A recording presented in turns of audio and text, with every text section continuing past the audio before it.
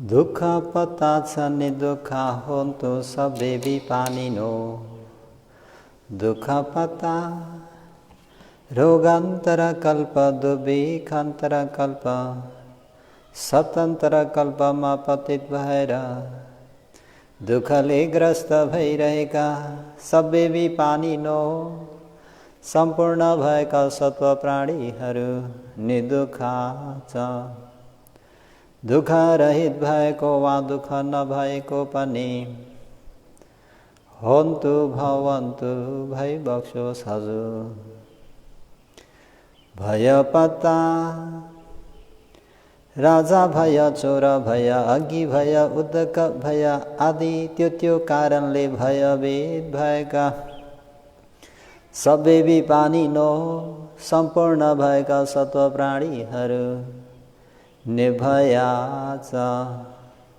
भय रहित भएको वा भय नभएको पनि होन्तु भवन्तु भई बक्सोस् हजुर।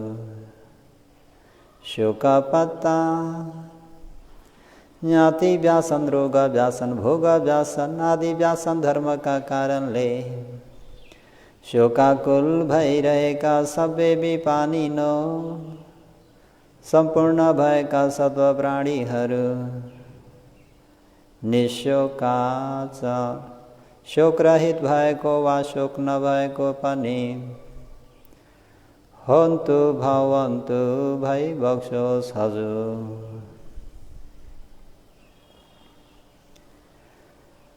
सर्वप्रथम वहाँ तथागत अरहं सम्मा संबुद्ध भगवान शास्त्रमा सादर वन्दना। धर्मरत्न संघरत्नमा वन्दना। शासनका उपाध्याय आचार्यदेखि लिएर देखाउने सुनाउने सिकाउने सबै गुरु भन्तेजीहरूमा सादर वन्दना। साथै उहाँहरूको आशीर्वादलाई शिरोधारण गरेर सद्धर्म प्रेमी उपासक उपासिकाहरूमा दिनानुदिनको मङ्गलमयको शुभ मैत्री कामना व्यक्त गर्दछु। सबैको मङ्गल होस्, भलो होस्, कल्याण होस्।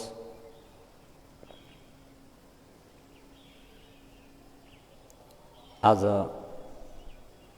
सधर्म प्रेमीहरूलाई मङ्गलसूत्र भाग 88 88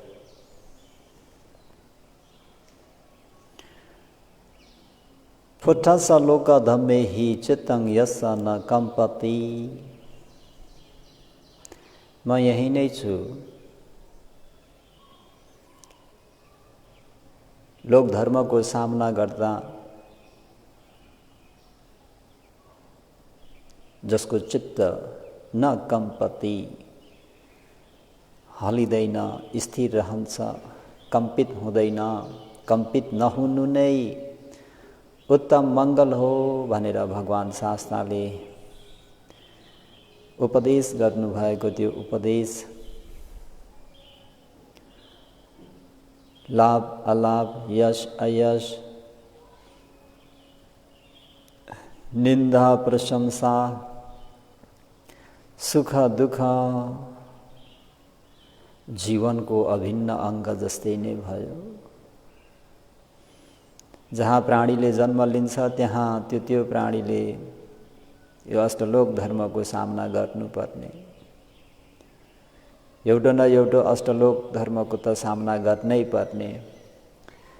यसबाट वञ्चित रहन नसकिने, यसलाई अतिक्रमण गर्न नसकिने, उल्लङ्घन गर्न नसकिने, पन्छाउन नसकिने, हटाउन नसकिने।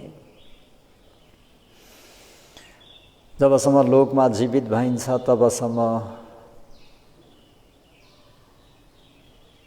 कहिले निन्दा, कहिले प्रशंसा, कहिले सुख, कहिले दुःख, कहिले यश, कहिले अयश, कहिले लाभ, कहिले अलाभ भइ नै रहने। जस्तो सुकै परिस्थितिमा पनि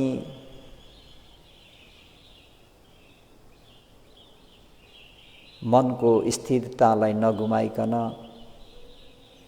आफूले गर्नुपर्ने कर्तव्यलाई निर्धक्कका साथ गर्न सक्नु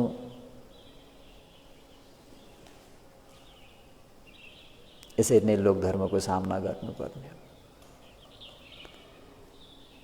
आज धेरै दिन पनि भइसक्यो लोक धर्मको विषयमा उपदेश गर्दै आएको।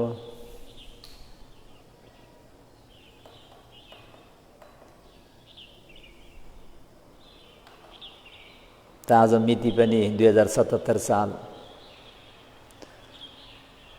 भदौ 18 गते बिहिबार भएछ। घडी पनि लगभग 5 बज्न आँटेछ। त भगवान शास्त्रको लाभ अलाभ, यश अयश, प्रशंसा निन्दा भन्दै नै अल्झिरहेको छु।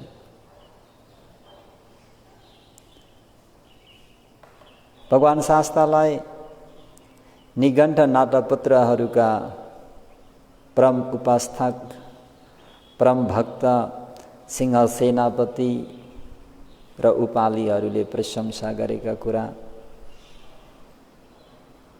पहिला तिनैले निन्दा गर्थे। जब कुरा बुझेपछि भगवान शास्त्रको गुणै गाएर ध्यानन्। एवं प्रकारले अस्ति आलवक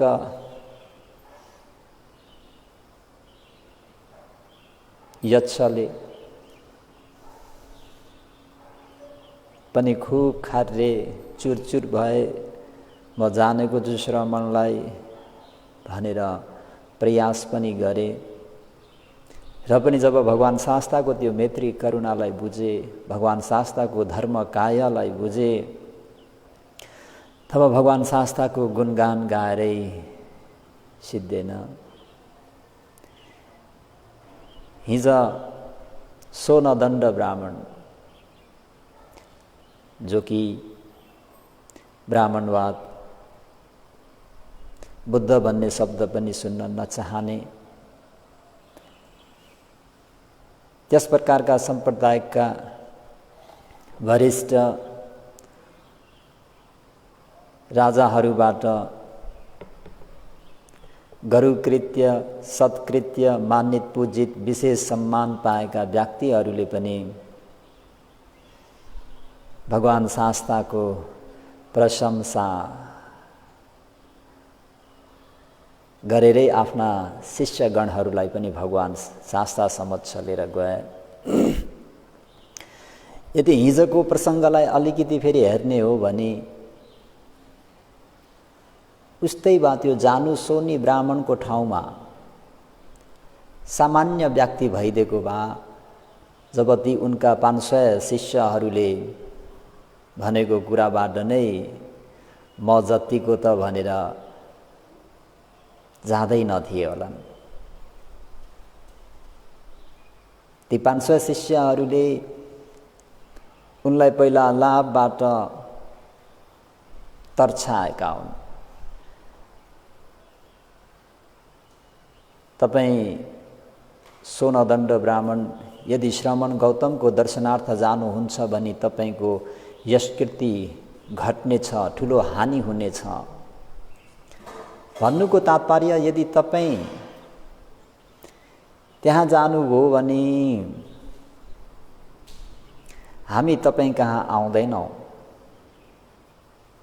अहिले जो 300, 400, 500 मानवहरू उनको घरमा वेद मन्त्र पढ्नलाई जुन आएका छन्, उनीहरूबाट नै केही दक्षिणाहरू पाउने हुन्।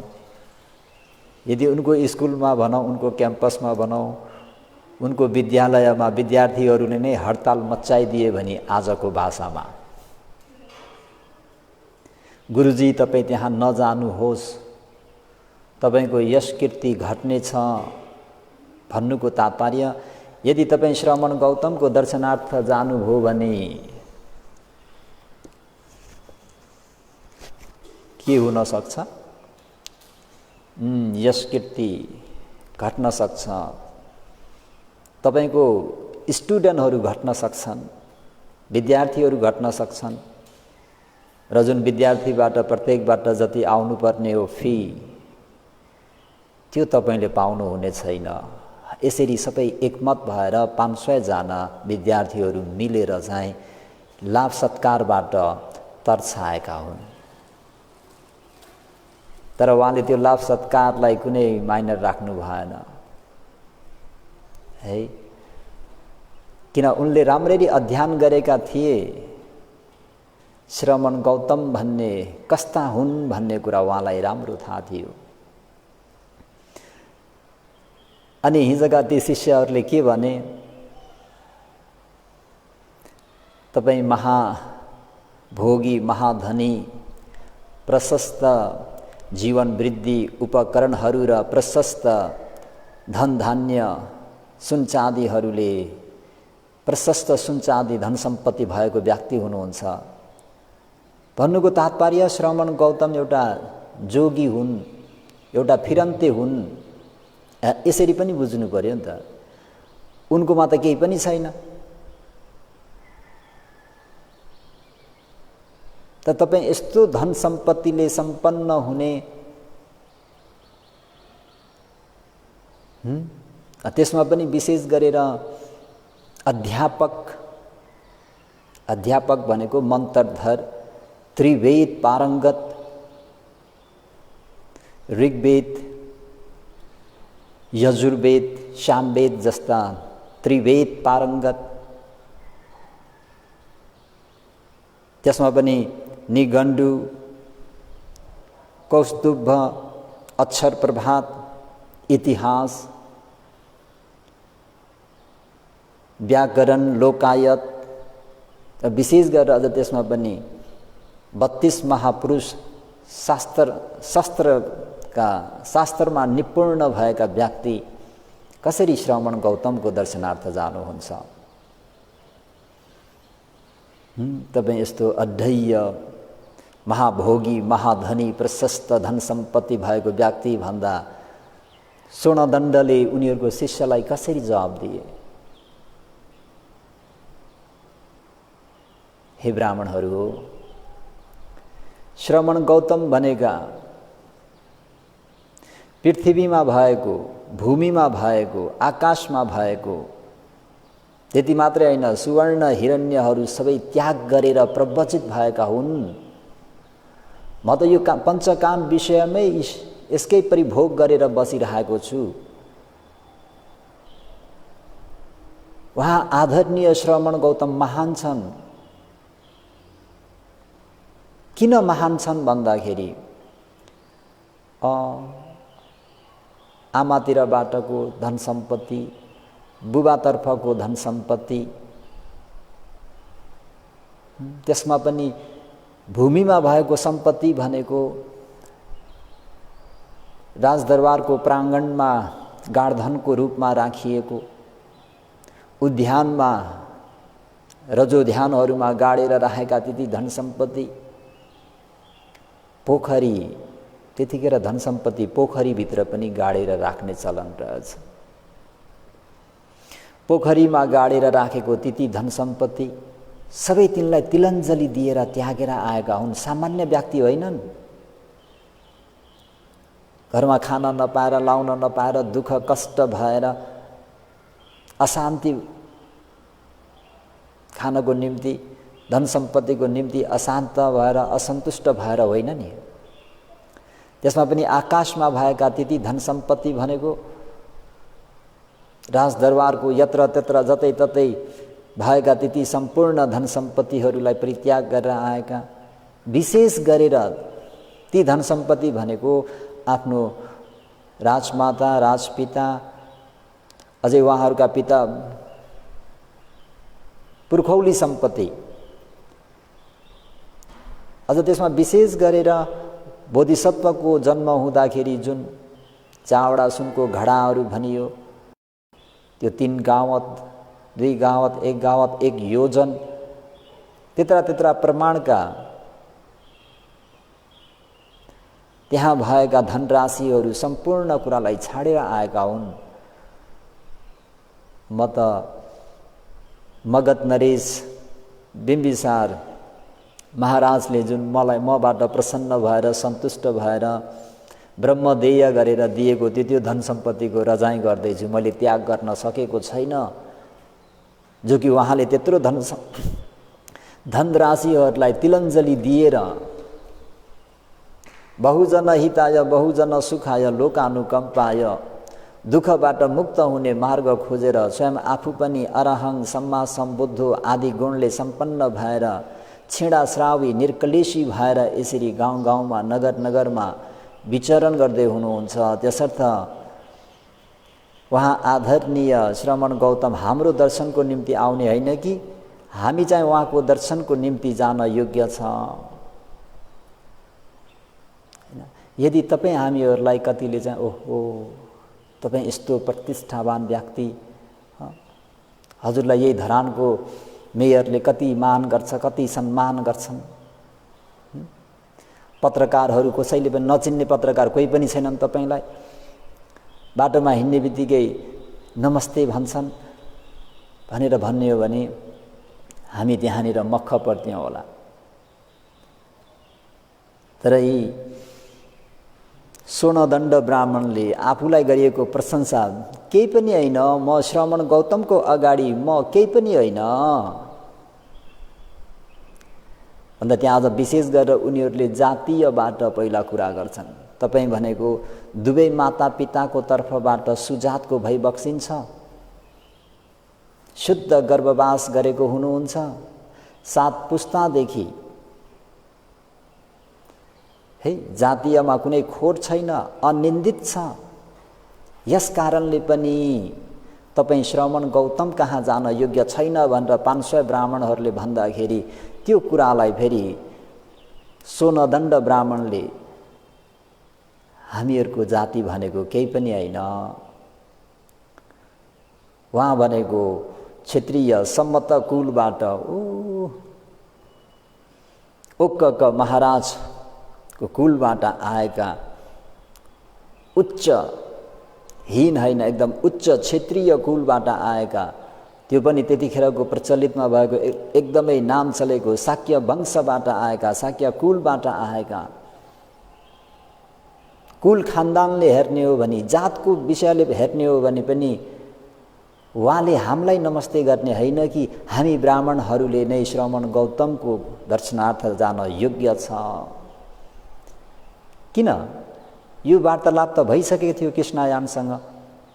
कृष्णयान गोत्र कसरी उत्पन्न भयो, यी ब्राह्मणहरू कसरी उत्पन्न भयो भन्ने कुरा त वशिष्ठसँगको छलफलमा भगवान शास्ताले स्पष्ट पार्दिसक्नु भएको थियो।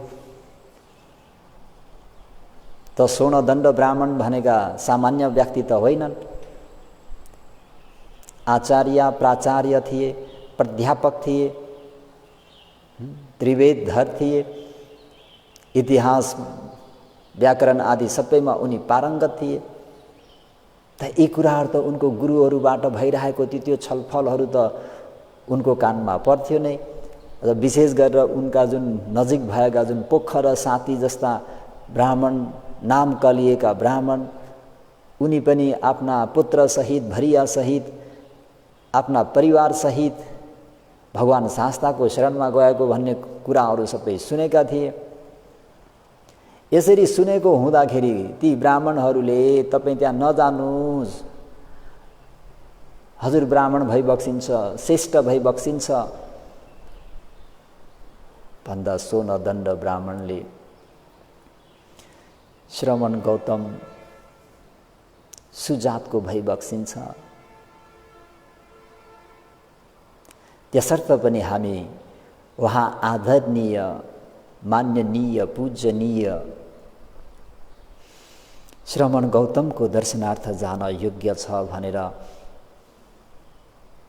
ब्राह्मण गृहपतिहरूलाई प्रतिवाद गर्न सके, प्रतिजवाब दिन सके। हैन भने पहिलेबाट तर्साइरहेका छन्, खुट्टा समाइरहेका छन्। यदि तपाईँ वहाँ जानुभयो भन्ने बित्तिकै तपाईँको यश कीर्ति लाभहरू सबै घट्नेछ, खबरदार बनाइरहेका छन्। जसरी उहाँहरूले, उहाँका ती शिष्य ब्राह्मणहरूले जसरी सोनदण्ड ब्राह्मणको प्रशंसा गर्छन्, सोनदण्ड ब्राह्मणले बदलामा भगवान शास्ताको प्रशंसा गरिदिन्छन्।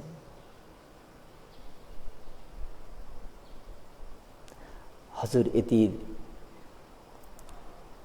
अभिरूप भई बक्सिन्छ, प्रासादिक भई बक्सिन्छ, दर्शनिक भई बक्सिन्छ, अति दर्शनीय हुनुहुन्छ। हजुरको दर्शनको निम्ति अप्रमाण पनि भई बक्सिन्छ भन्दाखेरि उहाँले सोनदण्ड ब्राह्मणले भगवान शास्तालाई फेरि प्रशंसा गर्नुहुन्छ, प्रशंसा गर्नुहुन्छ, ब्राह्मणहरूलाई सुनाउनुहुन्छ। वास्तवमा दर्शनीय भनेको त आदरणीय श्रमण गौतम हुन्। अभिरूप त श्रमण गौतम हुन्, प्रासादिक श्रमण गौतम हुन्। उहाँको त्यो रूपकाय अहिले हजुरहरूले यसो प्रतिमालाई पनि हेर्नुहोस् न, जहाँ जहाँ बुद्धको प्रतिमाहरू इमेजहरू बनाएर राखिन्छ त्यो मुहार नै हेर्ने बित्तिकै मनमा शीतल हुन्छ, शान्त हुन्छ। आज हामी अशोक महाराज, अशोक वज्राचार्य, आज उहाँहरूले भोजनको निम्ति निमन्त्रणा गर्नुभएको थियो। उहाँहरूले आफ्नो त्यो डाइनिङ हलमा बुद्ध प्रतिमा राख्नुभएको थियो। प्रवेशद्वारमा प्रवेश गर्ने बित्तिकै भगवान शास्ताको त्यो मुहार देख्ने बित्तिकै, त्यो प्रतिमा देख्ने बित्तिकै मनलाई नै शीतल, शान्त।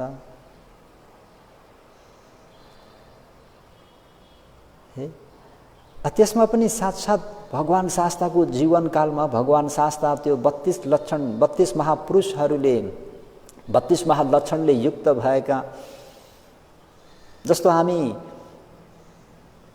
साँझ पूर्णिमाको रातमा चन्द्रमालाई हेर्छौँ, कति शीतलता दिन्छ, कति उज्यालो, कति आनन्द आउँछ। छ भाग्यले परिपूर्ण भइबक्सेका भगवान शास्ताको त्यो रूपकायालाई हेर्दा पनि मनमा त्यस्तै आनन्द आउँछ। अहिले प्रतिमाहरूलाई हेर्दाखेरि पनि त्यस्तो हुन्छ भने साँच्चै साक्षात्कार भगवान शास्ताको दर्शन पाउने व्यक्ति। अहिले सोनदण्ड ब्राह्मणले भन्दैछन् त वास्तवको प्रासादिक त वहाँ आदरणीय श्रमण गौतम भई बक्सिन्छ। दर्शनका निम्ति अप्रमाण भई बक्सिन्छ भन्दा यहाँ अप्रमाण भन्ने एउटा प्रसङ्ग म अलिकति जोड्न चाहे। भगवान शास्ताको प्रमाण लिनको निम्ति एक ब्राह्मणले भगवान शास्ता भिक्षामा आउँदाखेरि द्वारमा 60 हातको बाँस लिएर चाहिँ द्वारमा उभिएर बसे अरे भगवान शास्ताको प्रमाण नाप्नको निम्ति। कति प्रमाण हुनुहुन्छ भनेर, कति हात हुनुहुन्छ भनेर 60 हात अग्लो बम्बु लिएर द्वारमा उभिए। भगवान शास्ता भिक्षामा आउँदाखेरि यसो हेर्दाखेरि त त्यो 60 हातको बाँस भनौँ कि बम्बु भनौँ, बुझ्नुभयो, बाँस त भगवान शास्ताको घुँडासम्म मात्रै छ अरे। अर्को दिन फेरि अरू बाँसहरू पनि थप जोडेर अग्लो बनाएर फेरि त्यही नै पर्खिरहेका छन् रे भगवान शास्ताको प्रमाण लिनको निम्ति। भगवान शास्ता आएको देखेपछि अनि फेरि त्यो बाँसहरूलाई ठडाएर यसो हेर्दा भगवान शास्ता अझै पनि त्यो बाँसभन्दा पनि अग्लै हुनुहुन्छ। अनि भगवान शास्ताले, भो ब्राह्मण तिमी के गर्दैछौ यहाँ? भगवान हजुरको प्रमाण लिनको निम्ति, हजुर कत्रो हुनुहुन्छ भनेर नाप्नको निम्ति। ब्राह्मण, मैले यो बुद्धत्व ज्ञान प्राप्त गर्नको निम्ति जुन दानादि गरिएको जुन पारमीहरू मैले पूरा गरेँ, ती पारमिता गुणधर्महरू पुरा गरेको खण्डमा मैले कुनै प्रमाणले गरेको होइन, अप्रमाण मैले कति दान गरेँ भन्ने कुरा कुनै प्रमाण छैन। मलाई यो शब्द अति नै मन छुएको।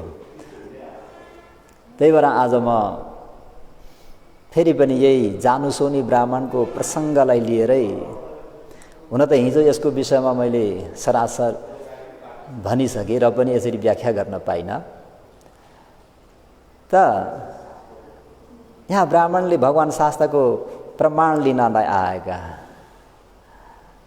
अनि भगवान शास्त्रले मैले पारमिता गुणधर्महरू पुरा गर्दाखेरि कुनै प्रमाणको हिसाबले होइन, अप्रमाण हिसाबले मैले दान पारमी पुरा गरेँ। भगवान शास्त्रको त्यो होइ लामो सूत्र, भगवान शास्त्रको त्यो दान पारमीहरूलाई हेर्ने भने त्यहाँ के कति दान गर्नुभयो भन्ने नै छैन नि, हैन? जसलाई जे जति चाहिएको त्यो लिएर जानु। हेर्नुहोस् त, अप्रमाण। अनि फेरि यसैको प्रसङ्गमा हाम्रो राहु असुरेन्द्र भन्ने त्यो राहु असुरेन्द्रको शरीर एकदम ठुलो, धेरै योजनको रे, कति 64,000 हो क्या उसको हाइट, 64 योजन। यस्तो एकदमै ठुलो भयङ्कर शरीर भएको हुँदाखेरि राहु असुरेन्द्रले आफ्नो छौछाउमा भगवान शास्त्रको त्यो भगवान शास्त्रको यश कीर्तिहरू गुणहरू बयान गरेको, वर्णन गरेको सुन्दाखेरि भगवान शास्त्रको दर्शन गर्न जाने इच्छा हुन्थ्यो रे। र पनि त्यो भगवानलाई कसरी निहुरेर हेर्नु, मलाई हेर्न गाह्रो हुन्छ भनेर आफ्नो त्यो हाइट भनौँ न, त्यो त्यत्रो अब योजनको त्यो अग्लो ठुलो शरीर हुँदाखेरि भगवान शास्त्र सानो हुनुहुन्छ भनेर भगवान शास्त्रको दर्शनार्थ आएनन् रे। अनि फेरि 2-4 दिनपछि फेरि त्यसरी नै भगवान बुद्धकै गुणगान मात्रै छ जहीँतहीँ सबैले भन्दा एकदमै तीव्र इच्छा भएछ, होइन हौ म भगवान शास्त्रको दर्शन गर्न जान्छु, जे होस् जसरी हेर्नु परे पनि उहाँलाई जसरी भए पनि दर्शन गर्छु।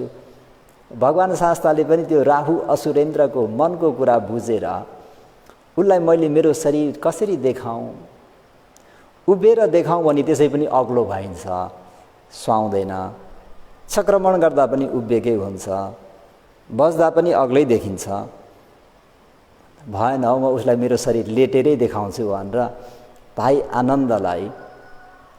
आनन्द मेरो खाट निकाल बाहिर, भाइ आनन्दलाई खाट निकाल्न लाउनु हो रे। भाइ आनन्दले पनि भगवान शास्त्र लेट्ने खाट निकालिदिनु हो। त्यहाँ सिंहशैयामा भगवान शास्त्र लेट्नु हो।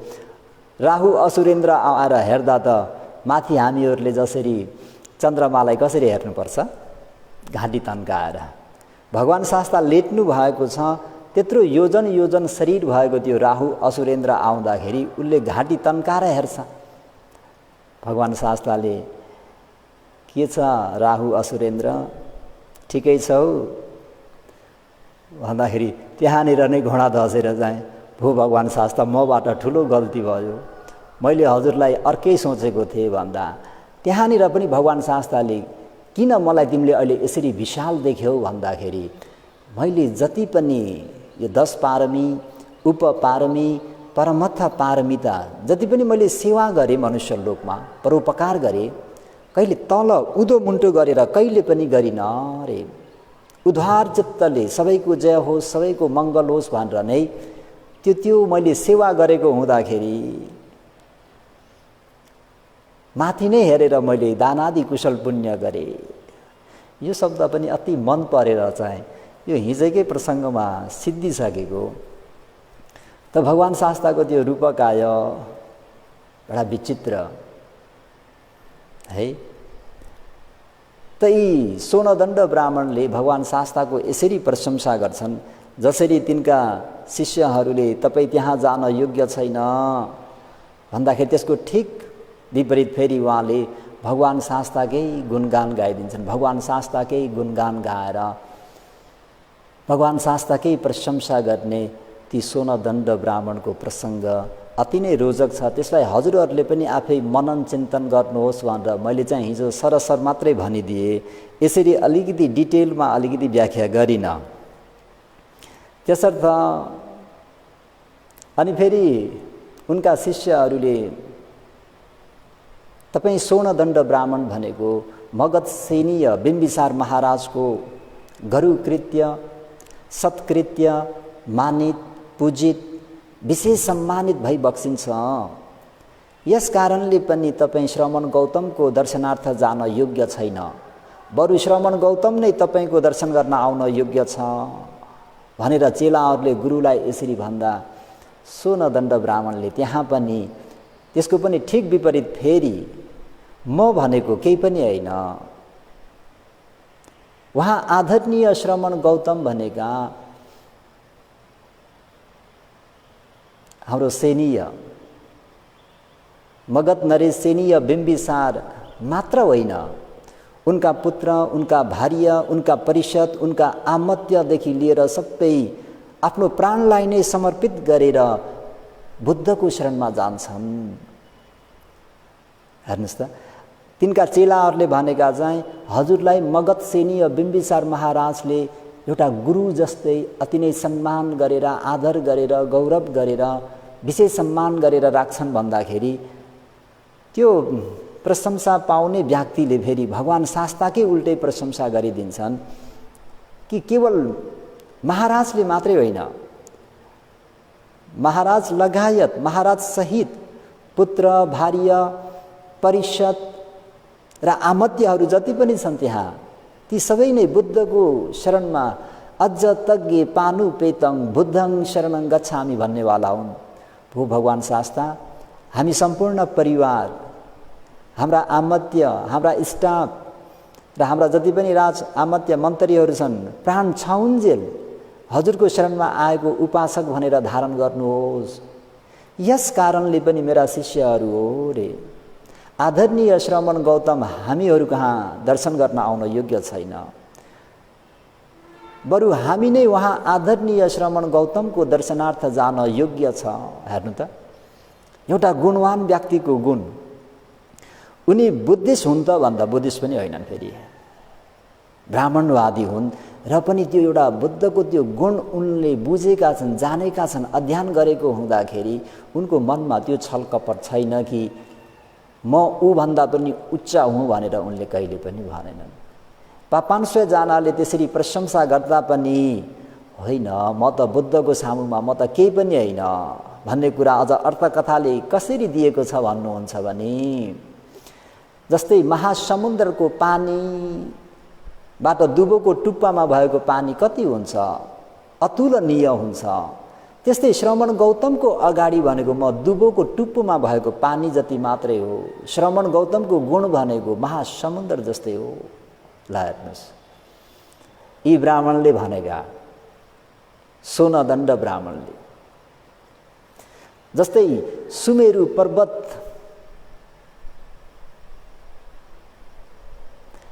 महासमुद्रको पानीमा चाहिँ गाईको खुर, हामी यसो गाई भैँसीहरू पाल्दाखेरि गाईले कुल्चेको ठाउँलाई खुर भनिन्छ, त्यहाँ खाल्टो परेको हुन्छ, त्यहाँ पानी कति हुन्छ, गाईको खुरले कुल्चेको ठाउँमा पानी भए जति मात्रै हो। सुमेरु पर्वत भनेको पर्वतराज भनिन्छ, सबसे ठुलो भएको हुँदाखेरि सुमेरुलाई पर्वतराज भनिन्छ, पर्वतहरूको राजा। अनि त्यो पर्वतराजको अगाडि रे सानो सर्स्यौँको दानाको के तुलना गर्ने, अतुलनीय छ शिष्यहरू, तुलना नगर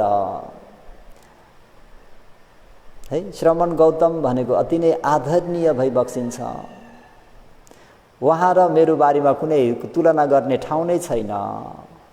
यस कारणले पनि हामी नै उहाँको दर्शन गर्न जान योग्य छ भनेर सोनदण्ड ब्राह्मणले भगवान शास्ताको प्रशंसा गरेको कुरालाई हजुरहरूले पनि आफ्नो ज्ञानले केलाएर, मैले हिजो पनि यसैको प्रसङ्गमा बोले, तर हिजो चाहिँ मैले यसरी अर्थकथाचार्यको यसरी उदाहरण दिन पाइनँ। छोटो मिठो उपदेश गर्छु भन्दा भन्दै लामो उपदेश हुन जान्छ त भगवान शास्ताको त्यो जुन गुण हो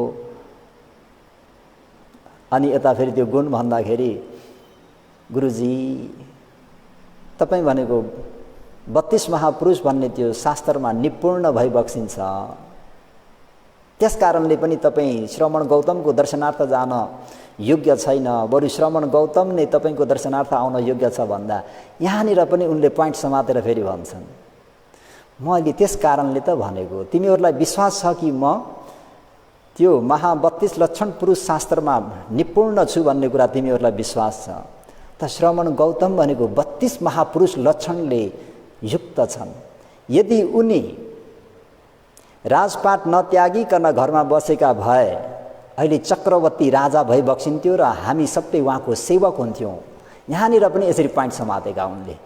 मलाई त्यो जति म मनन गरेँ उति मलाई त्यो गदगद भयो क्या हिजो साँझ पनि, होइन यो वचन तपाईँहरूले मनन गर्नु भएन होला, आज फेरि म अलिकति बाहिर निस्केर चाहिँ यसको व्याख्या गर्छु भनेर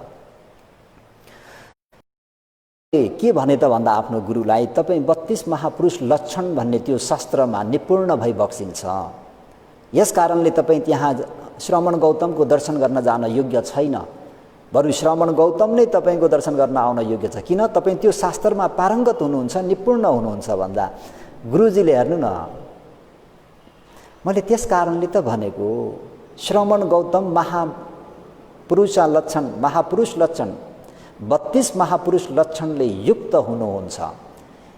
यस्तो लक्षणले युक्त भएको व्यक्ति राजपाट गरेर राज चलायो भने त्यो चक्रवर्ती राजा हुन्छ, यो विश्वलाई उसले हुकुमत गर्छ र यो विश्व नै उसको सबै सेवक बन्छन्। हेर्नुहोस् त, यदि त्यो व्यक्ति फेरि आफ्नो राजपाट त्याग गरेर प्रव्रजित भयो भने देव ब्रह्म मनुष्यहरूको शास्ता गुरु आचार्य सम्यक सम्बुद्ध भई बक्सिन्छ। यस कारणले पनि श्रवण गौतम हाम्रो दर्शनार्थ आउन योग्य छैन, बरु वहाँ आदरणीय श्रवण गौतमको हामीहरू नै दर्शन गर्न जान योग्य छ। हेर्नुहोस् त, सोनदण्ड ब्राह्मणको जवाब। त यस्ता प्रसङ्गहरू धेरै छन्, जति भने पनि मलाई त हिजै साँझदेखि नै मनमा प्रीति त्यो हजुरहरूलाई यसरी व्याख्या गर्न पाइन, अलिकति अफसोस जस्तो लाग्यो। आज म अर्को नै उपदेश गर्छु भनेर किताब पल्टाएर पनि दिमागमा यही कुरा मात्रै चलिरह्यो। एउटा अबौद्ध बुद्धको अनुयायी होइनन्, बुद्धं शरणं गच्छामि भन्ने व्यक्ति होइनन्, र पनि त्यो व्यक्तिले भगवान शास्ताको प्रशंसा गर्दैछन्। किन? उनी धेरै पढेका छन्, धेरै बहुश्रुत छन्, हरेक शास्त्र पढेका छन्, सबै मुखाग्र छ। त्यसमा पनि त्यतिखेरको जुन लोकायतहरू, व्याकरणहरू, इतिहासहरू, निगण्डुहरू, कौस्तुभहरू, यी महापुरुष लक्षण शास्त्रहरूमा सबै निपुण भएको व्यक्तिले त्यतिकै अनुमान गरेर भनेका होइनन् कि एकदम ठोकेरै भनेका हुन् उनले। जस्तै कौण्डिन्यले पनि बोधिसत्वको जन्म हुँदाखेरि 5 दिनको दिनमा 108 जना ब्राह्मणहरू आएर भविष्यवाणी गरेका होइनन् त? 8 जना ब्राह्मणहरू मध्ये 7 जनाले 2 वचन बोलेका हुन्, सबैलाई अवगत छ। र कौण्डिन्यले चाहिँ ठोकुवा गरेका हुन्, औँलो ठडाएर नै ठोकुवा गरेका हुन् कि यी व्यक्ति घरमा बस्दै बस्दैनन्, यी सम्मा सम्बुद्ध नै भई बक्सिन्छन् भनेर उहाँले त्यतिमा मात्रै छाड्नु भएको होइन। यी व्यक्तिको उपदेश म पहिलो सुन्छु भनेर त्यसै दिनबाट नै उहाँले गृह त्याग गरेर जानु पनि भएको र नभन्दै उनी पहिलो श्रावक पनि भयो भन्ने कुराहरू हजुरहरूले बुद्धिज्म अलिकति अध्ययन गर्नुहोस्, मनमा प्रीति उत्पन्न हुन्छ। मैले अघि पनि भने आज हाम्रो दाताहरूको घरमा भगवान शास्ताको रूपकाय कस्तो थियो भन्दा आज त्यो हाम्रो अशोक महाराज भन्छौँ हामीले, उहाँको घरमा आज दिवा भोजन थियो र हामी जाँदाखेरि त्यो बुद्ध प्रतिमा त्यो अझै पनि मनबाट निस्केको छैन क्या। एउटा प्रीति थियो, छौछौमा पोखरी, कमलको फुल फुलेको, एकदमै उज्यालो अनुहार, शान्त दन्त भएको। मैले मिनी धम्म आउनु भएछ भनेर पनि आएँ। त्यो के त भन्दाखेरि लिन जान्ने भने अहिले अबौद्ध भएका ब्राह्मणवादले त भगवान शास्ताको यसरी प्रशंसा गर्नुहुन्छ भने अब हामीले आफै गर्दाखेरि राम्रो हुँदैन। त्यही भएर यहाँ भिक्षुहरूले भिक्षुनीहरूले प्रशंसा गरेको मैले यहाँ प्रसङ्ग ल्याएको छैन नि। निगण्ठनाथ पुत्रहरूले अबौद्धले भगवान शास्ताको कसरी प्रशंसा गरे। अनि आलवक यक्ष त्यस्तो खुनखार यक्षले जानेको छु खबरदार, आज मैले तँलाई यहाँदेखि मिल्काइदिन्छु, चित्त विक्षिप्त पारिदिन्छु भने त्यो यक्षले जब बुद्धको बारेमा बुझे बस सारा जीवन बुद्धको गुणगान गाउँदै गाउँ गाउँमा नगर नगरमा बुद्धकै गुणगान गाउँदै हिँडे। अहिले जानु सोनी ब्राह्मण केही लेनदेन छैन,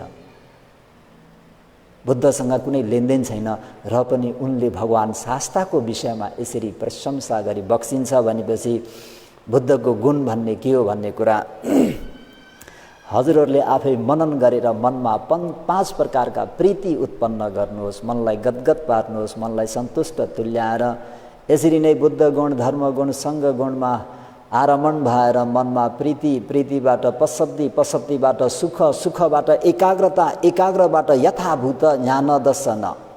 एकाग्र भएको मनले आफ्नो नामरूप पञ्च स्कन्दको यथार्थ स्वभावलाई देख्ने, जान्ने, बुझ्ने भइन्छ र यो शरीर त अनित्य रहेछ, दुःख रहेछ, अनात्मा रहेछ भनेर विपश्यना ज्ञान उत्पन्न भएर मार्ग ज्ञान हुने बित्तिकै उता फल ज्ञान, ल जाति जरा व्याधि मरणबाट पनि छुटकारा हुने मार्ग हुन्छ भन्दै आज जानुसोनी ब्राह्मण, जानुसोनी सोनदण्ड ब्राह्मणको प्रसङ्गलाई यही नै अन्त गरौँ। भवतु सब मङ्गलम रक्षन्तु सब देवता सब बुद्धानु धम्मानु सङ्घानु भावेन सदा सुखी भवन्तु ते। साधु साधु साधु।